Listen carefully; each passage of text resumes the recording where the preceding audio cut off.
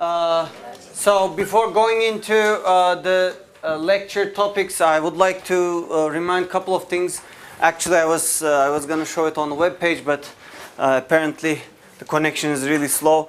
As you all know, we don't have any labs this week. Labs will start next week, and next week for the second lab, I don't exactly know which day your section's lab were. It's Thursday?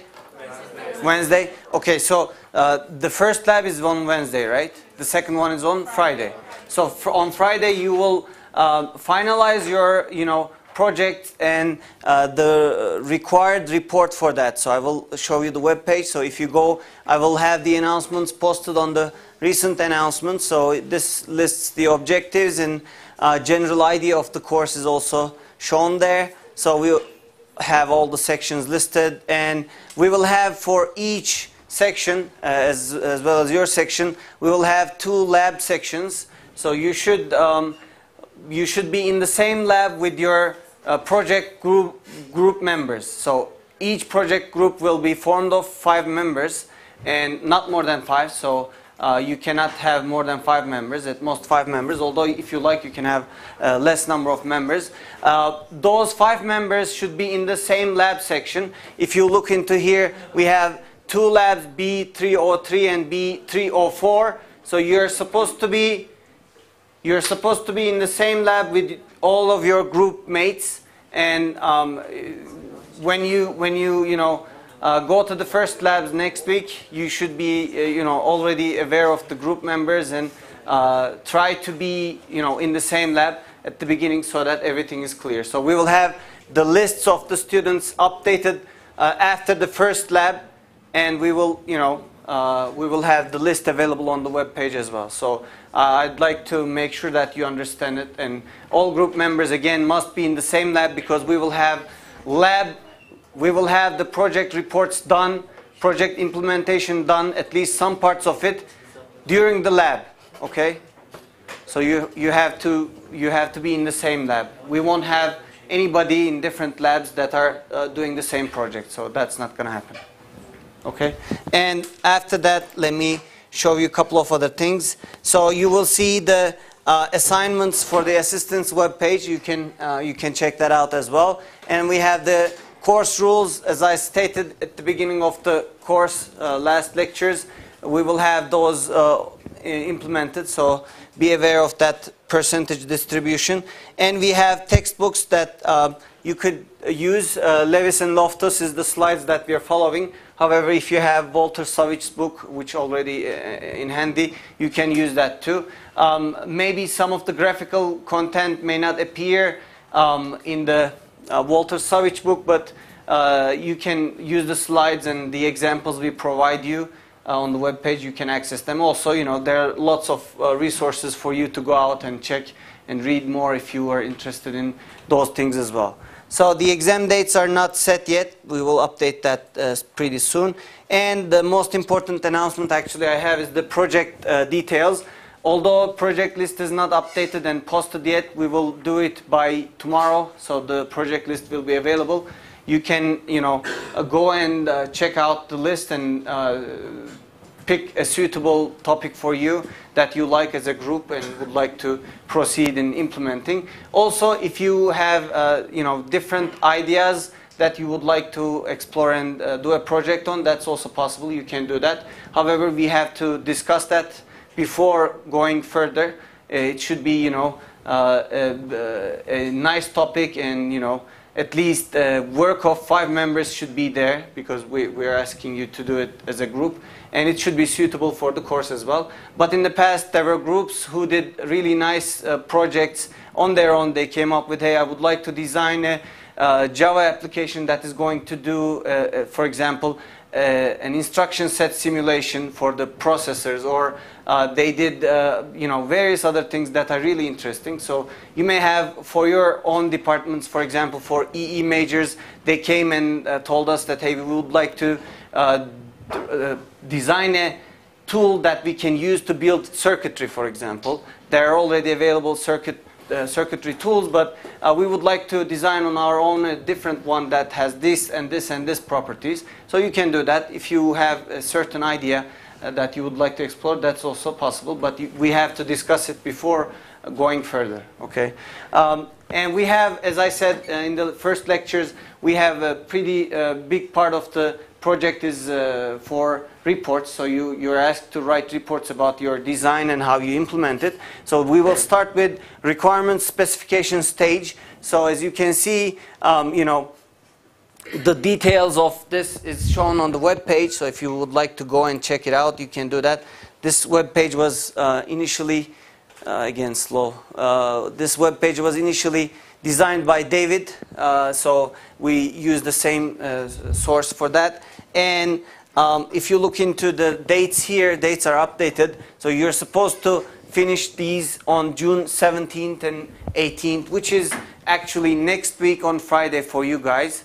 June 18th is the date that you should, at the end, finalize your requirements specification reports and get it ready by then. So this is pretty tight schedule, so I strongly recommend you to start immediately thinking about what kind of project you're going to do, which partners are you going to use, and those type of things are really important at this stage because it's going to go really fast.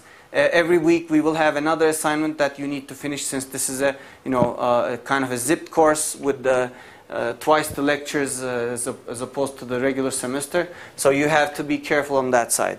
And after that, you know, we have the detailed design stage, which is going to have its own report followed by the first report. So you're going to submit this report, as you can see, June 28th to June 30th. So which is also again a short distance from what we had for the first report. So everything is going to be one after the other one. So be prepared to get ready for those reports.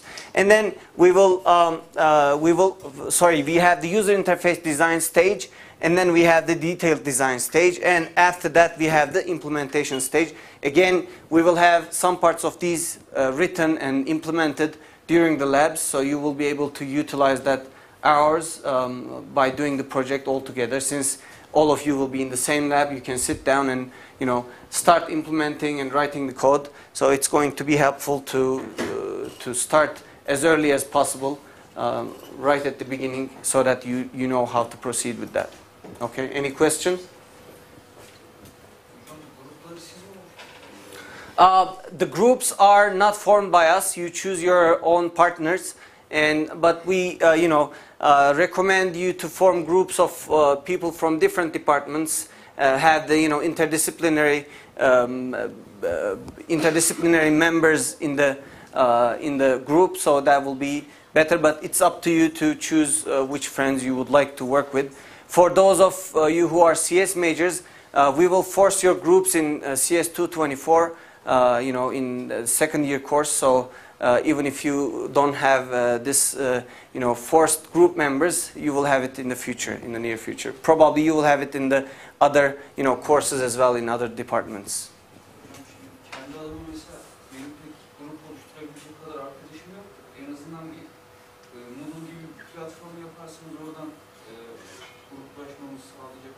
So for those of you who do not have enough members or who need members, if you can send me an email for this section, for the labs that you are going to be in, if you send me an email, I will arrange and give the names of those students who are looking for group mates as well, so that you can meet and form a group easier.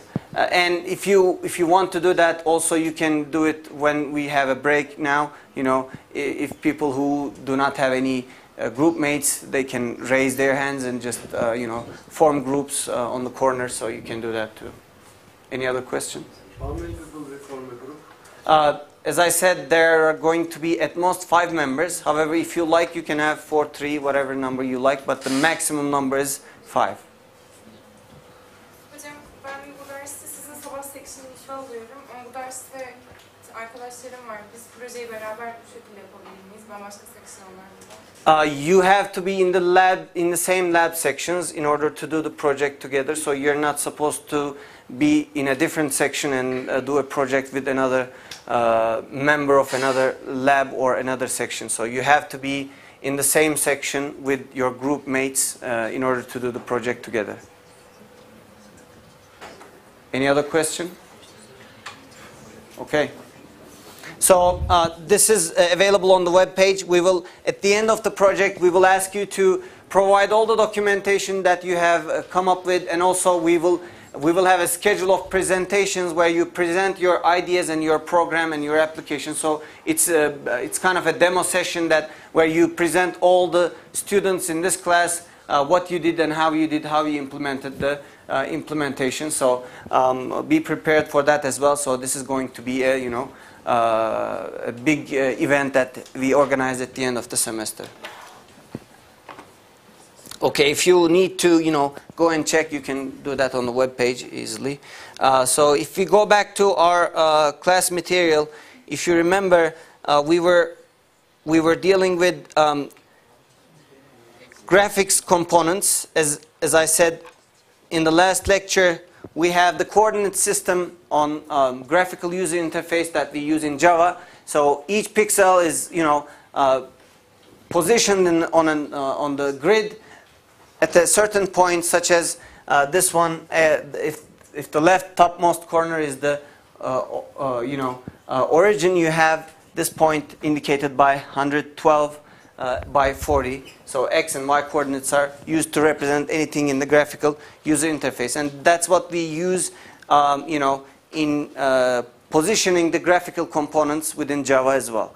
So as I said earlier, you represent the colors using the RGB values. For black, you use 0, 0, 0, and then for the various colors, you can choose whatever the combination is. You can choose that. They're already defined colors, so you don't need to know the exact RGB values. You can pick those up and then use this, that they are available within the color class, so you can just access them through Java's helps.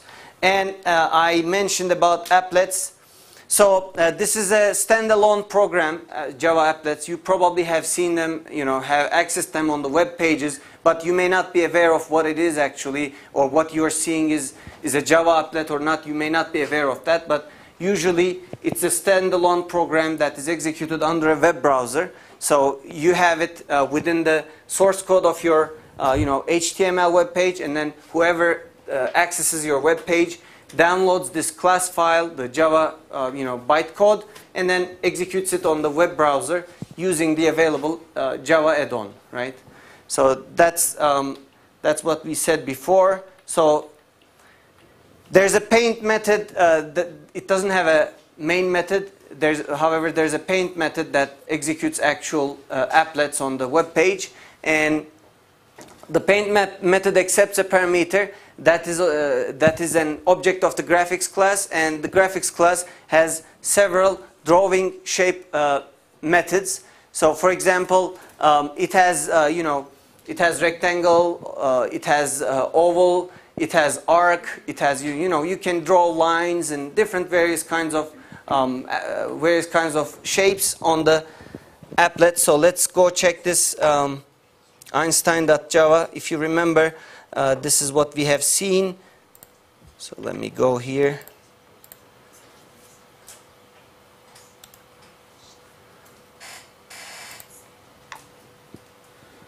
So if you look into this example, as you can see, we have the import statements that imports the Java Abstract Windowing Toolkit AWT, and then also the swing package, which creates the applets. And as you can see, we have the first class definition, public class Einstein extends JApplet. So this extends actually means inheritance. So this class, Einstein class, inherits the properties of JApplet. So it uses and inherits the properties of JApplet. And we will see this inheritance in the coming lectures, so don't worry if you don't exactly understand what it does. But basically what it does is it uses the properties of JApplet and so that you can represent this on a graphical representation form.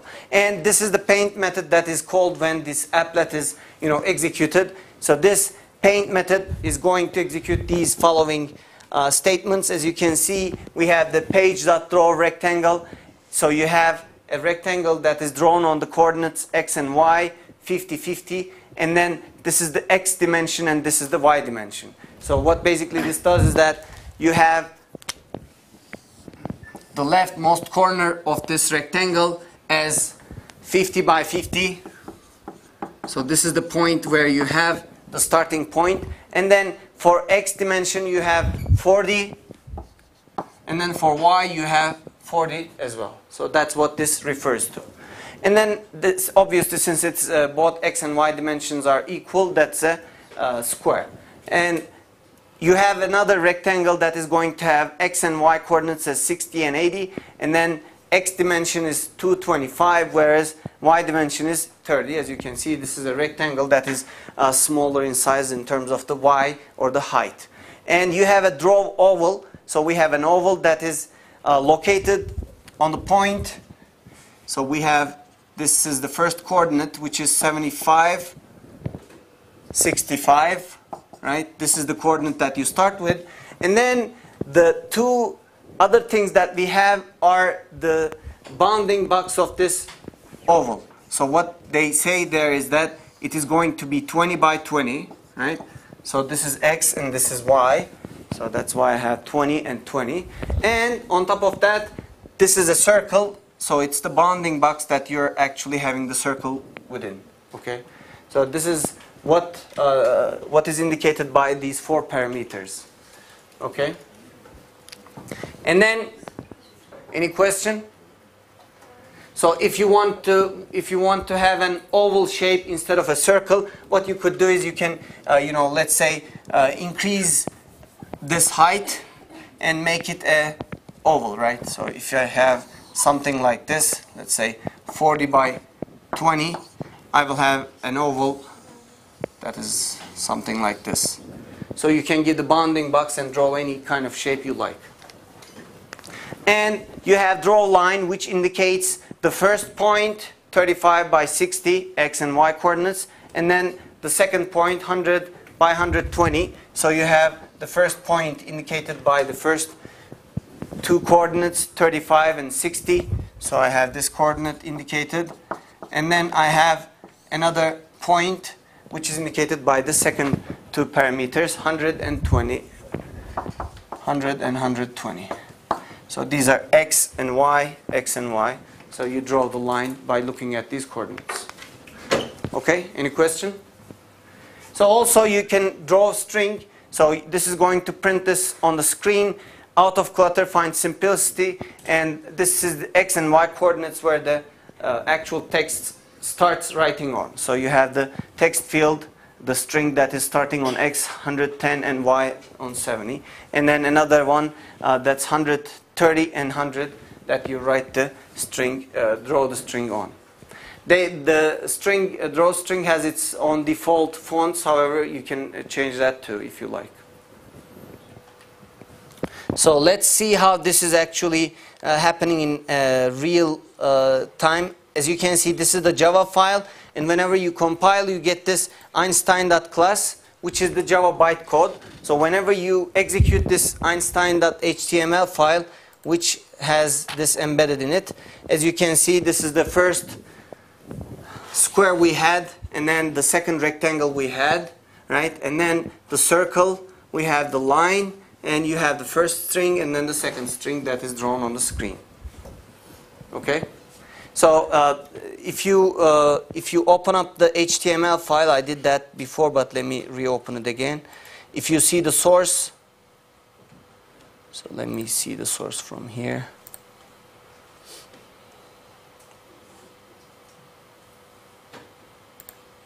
So if you look into the source, as you can see, this is the first title that you see there. And then you have the Einstein.class. So this is the applet code it refers to. Whenever you access this web page, this class file is also downloaded to your computer so that your web browser can open that up and then it is going to place this on these width and height properties, exactly where it needs to go into. And then you see the remaining text below. Any question? So I will have a couple of slides that is going to explain a little bit of this. So an applet is embedded into an HTML file using a tag that references the bytecode file of that applet, as exactly done here. This is referred here Einstein.class, so it is referred so that your browser will be able to download it. So when you look into the tag, this is where exactly this class file appears, and we download it by our browser. So if you want to explore how to draw the shapes, a shape can be filled or unfilled depending on which method you invoke. So you can have a filled shape or unfilled shape. Also, you define the coordinates and the sizes by the parameters you pass to the methods. So let's say you would like to draw the line. You can draw it by either 2 points reversed. So if you look into this example, you have 1020, 1020, and then 150, 45, 150, 45. So they draw the same line basically because you just reverse the points and it's going to print the same exact line on the screen. So this is the first point that you have, and then the second point you have, and it is going to draw this line based on these 2 points. Drawing a rectangle. So this is how you call the method page draw rect, and this is going to, again, x and y coordinates as the origin, the starting point, and then this is the x dimension and this is the y dimension. And when you look into this representation, this is the starting point, and we have our rectangle with 140 as indicated here for x and y dimensions. Okay. And how you draw an oval. So this is exactly the same as I explained before. So you call draw oval, and you have 175, 20, which is the starting coordinate. And you have the bounding box or bounding rectangle specified by these 2 parameters, 50 and 80, so that you have the oval drawn inside this bounding box.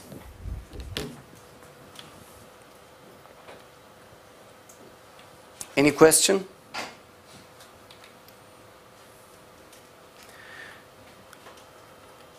So usually what we see is that you have a surface that has a background image or background color. So you usually want to draw a color behind all these shapes, and you can have also a foreground color which indicates the foreground basically.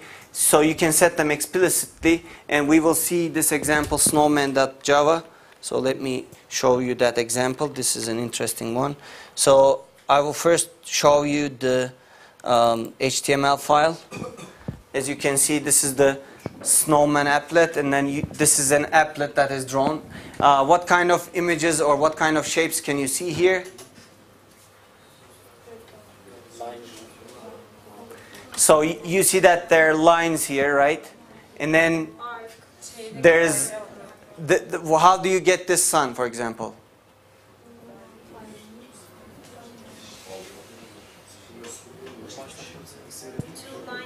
So if you have a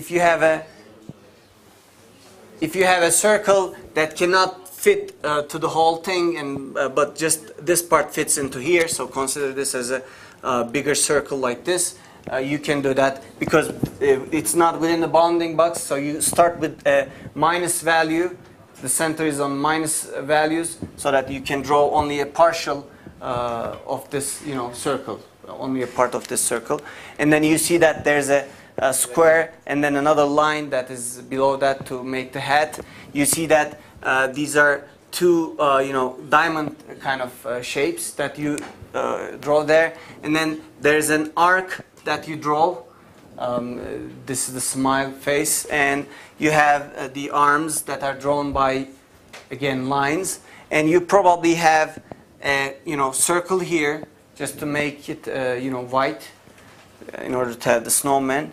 And then you have another rectangle that is going to be the bottom part of the overall applet. So when this is the, again, the HTML file, and if you go into the Java code of this applet, we see again we have the two imports, the packages that we import, the swing JApplet, which we are using as a base for our applets, and then the advanced windowing toolkit, abstract windowing toolkit package also included here. So again, Snowman extends or inherits the properties of the applet class or the package, and we start drawing our snowman. So if you remember, final indicates, what does final indicate? It means the value here is a constant, so it cannot be updated or changed at all. So you have to, have this fixed there.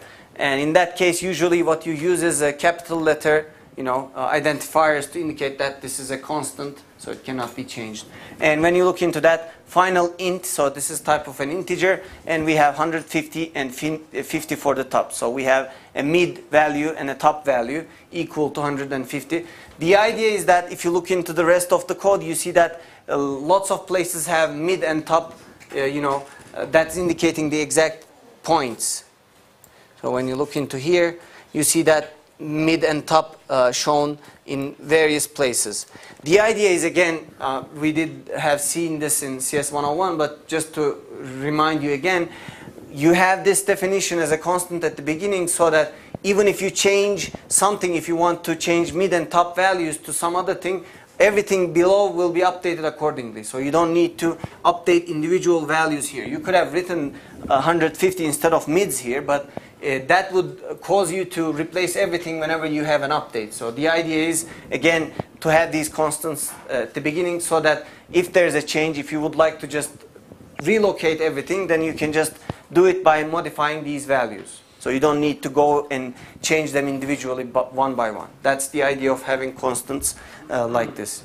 So when you look into this, you have set background color cyan, so it's going to set the background color to be this, and then page set color blue, so it sets the color of this page to blue, and then fill rectangle, so the ground, it fills the rectangle 0, 175, 350. As you can see, this is a rectangle, the rectangle that is below the snowman, right? So this is this rectangle. As you can see, you need to refresh for applets. I will just press F5 to have it active. So this is the first rectangle that we build, and that's what this fill rectangle is going to do. So it's going to print a rectangle that has a color filled in. That's why this fill rectangle is there. If you wanted to have unfilled rectangle, what you could use is draw rect, right? So in that case, you would have called draw rect instead of fill rect. And page set color, so you want to draw the sun as it is indicated here. You have the color.yellow, so you set the color to be color.yellow, and then you call the fill oval instead of draw oval. You want to have a filled oval, and you call this width, as you can see, with the coordinates -40 and -40, which means it's not within the area of our applet. Rather, if you have this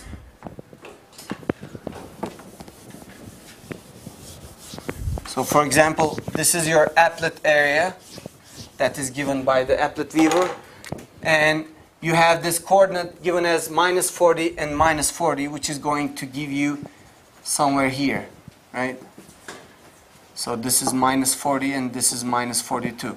So by doing that, whenever you draw the circle, which is going to have a bounding box of 80 by 80, so is it correct? It's not correct. This is not 80 by 80.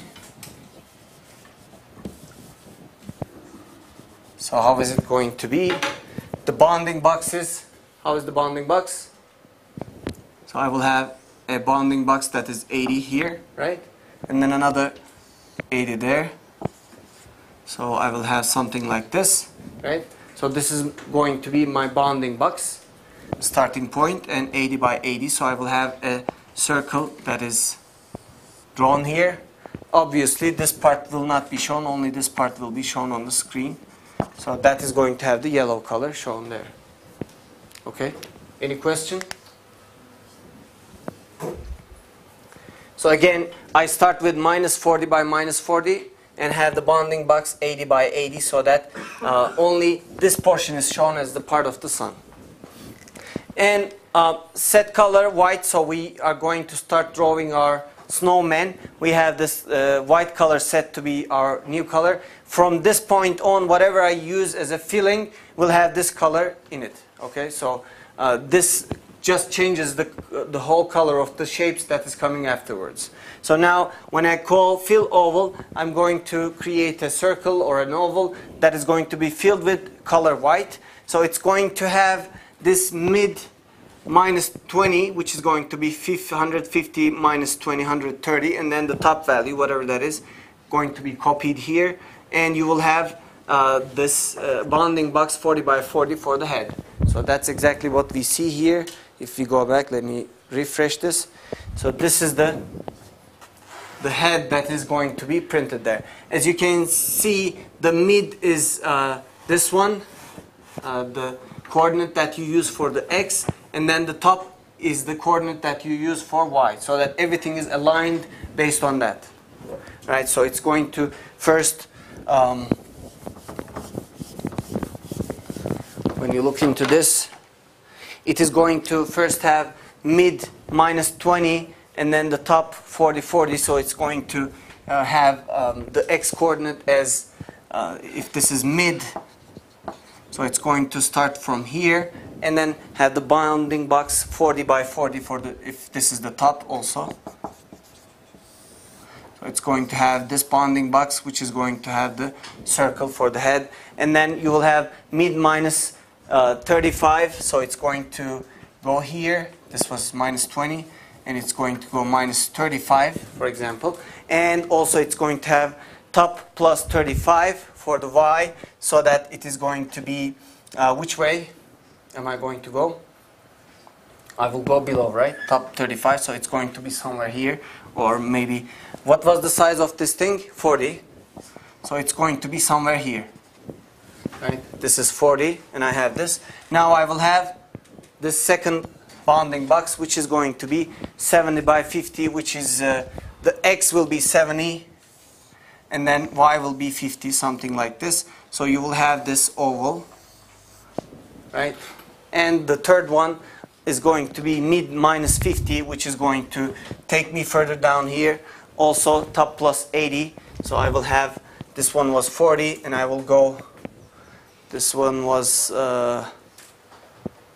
top 35, and then I will have top 80, 50 more. What was the size? 50, so exactly here.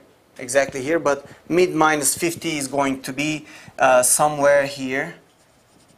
And I will have this bounding box, which is going to be 100x, something like this, by 60. And then I will have the third part of it, lower torso, as you can see here. Although it's not clearly shown, will come up here in order to draw that. So you have the third one that is drawn, the lower torso. And the next thing is that you have two eyes that are filled, basically two ovals, fill oval again for mid minus 10 and mid plus 5, so that you have these small circles that are printed on the screen as shown here. Let me refresh this. So you have these two eyes. Obviously you have to play around a lot with the coordinates in order to come up with this exact mapping. So it's not easy to exactly match the numbers and make it look nice as this one.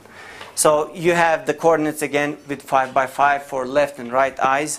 It's same exact thing. As you can see, the color is being changed to black to make these eyes black, right? Any question? And then you have a draw arc, the smile. So it is going to draw the smile on the face. So you see that this is the arc that is drawn, right? How is it drawn? As you can see here, it has the coordinates again, the starting, and then the x and y coordinates. So how it is done is actually draw arc works in this fashion.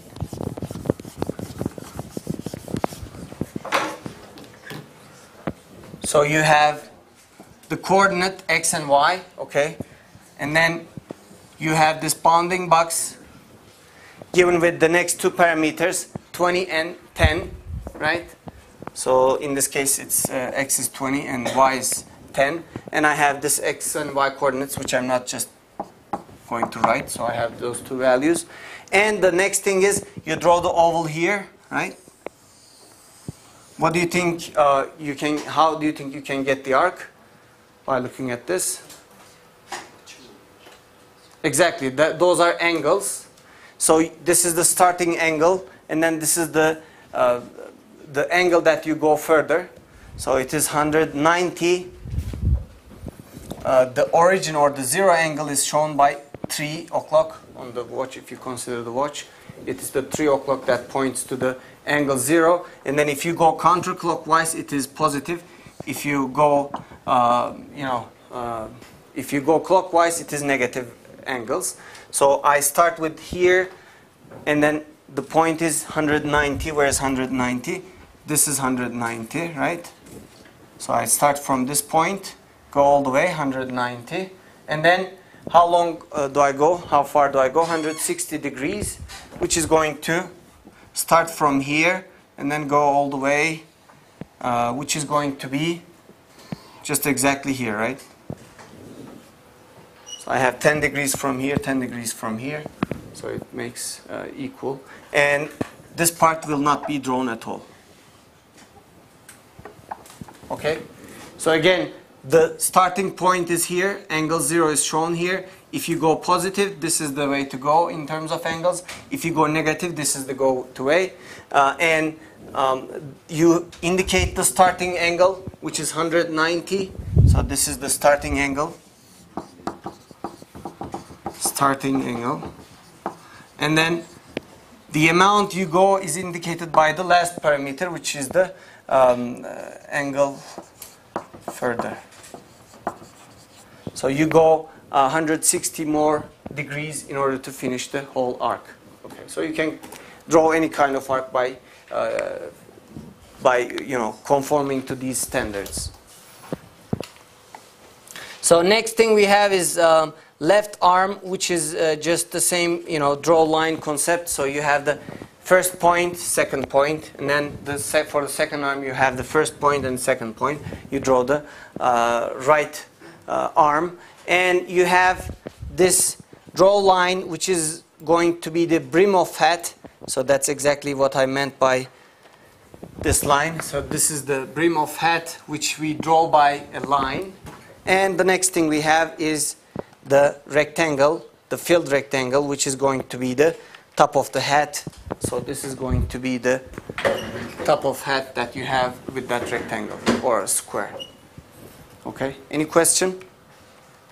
So you can come up with various, figures by doing so, using applets, and they are useful if you have web page applications that are going to implement somehow Java and use it. Okay, next I will continue with this shapes.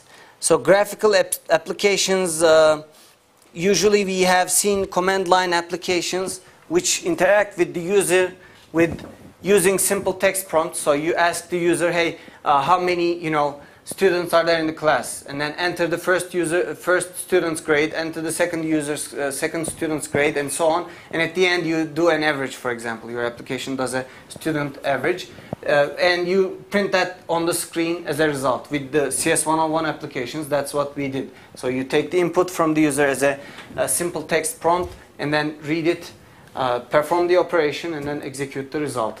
So however, in this CS102, what we will do is we will implement some graphical inputs and outputs and responses from the user. So the components will these graphical components will serve us as the interaction between the user and the program. So that's what we are going to use in this course in implementing our applications.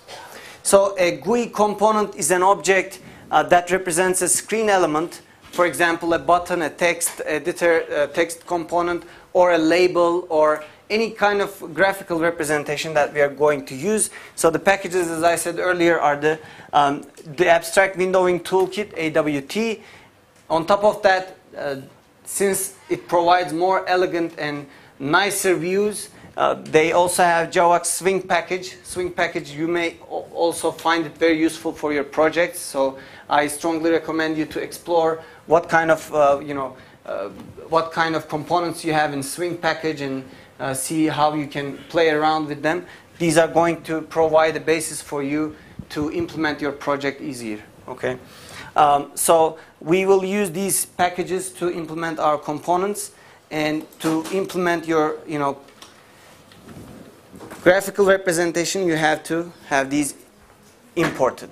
So we anything that we did with a graphical user interface is going to involve a package or a frame that we fill everything inside. So you have to have a container that you put things inside. So this is the basic starting point. We will have the container, and then everything that we create will go into this, and then whenever we will display this frame so that it's going to show everything that we put inside the frame. So a frame is a container that is used in Java to display things on the screen. That's what we are going to use. You can have a title bar, or even file menus and things like those. If you would like to have on the frame, you can do that. And within this frame, we will have panels, which you can organize things inside. So let's say I will have a panel that has a frame with 2 panels, and then show them on the screen. So whenever I need this panel, I can just extract it and use it in some other application. Whenever I need this panel, I can use it in another application too. So this way you can organize things and put them in the right order and right places, and organize them easier. So you can pre-position them. For example, once you organize it, you can instead of putting them vertically, you can put them horizontally, one right next to the other one, if you want to do so. Otherwise, it's harder if you do not organize it. So you will see when you play around with these things. So when we talk about the GUI containers, you have either heavyweight or lightweight. A heavyweight container is a container that is managed by the operating system, whereas a lightweight container is a container which is managed by the Java. Frame in Java is a heavyweight, which is controlled by the operating system. So whenever you move it, operating system actually comes into play and decides where it's going to go and how far it is going to be moved, and so on and so forth. So OS actually takes care of these. However, for panels, the placement or location of things within the panels are done by the Java. So this is lightweight, whereas frames are heavyweight. Okay, heavyweight containers. Normally, you do not need to pay much attention to this. It is not, really important for us. However, it's good to know what is a heavyweight and a lightweight container is. So we will use labels as GUI components that are going to display information for us. For example, you will put a title, you will label something such as a circle, you will have an indication of a text box saying that, hey, you need to enter a value here, as you see on almost in any application. You can use these labels to indicate what you're referring to, and we will see this on this authority.java. So it's going to give you a hands-on experience on that. So let's see this code.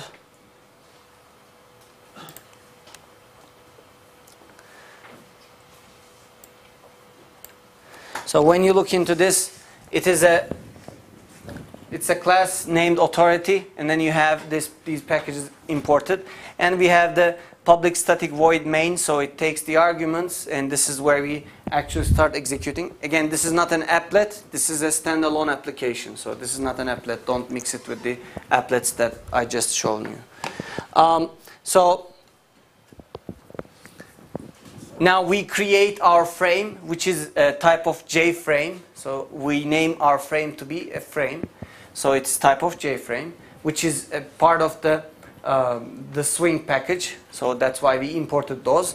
And new JFrame, so we create the new frame with the label authority. So it's going to have on top of the frame, whenever it opens up, it is going to print authority on the top. Okay?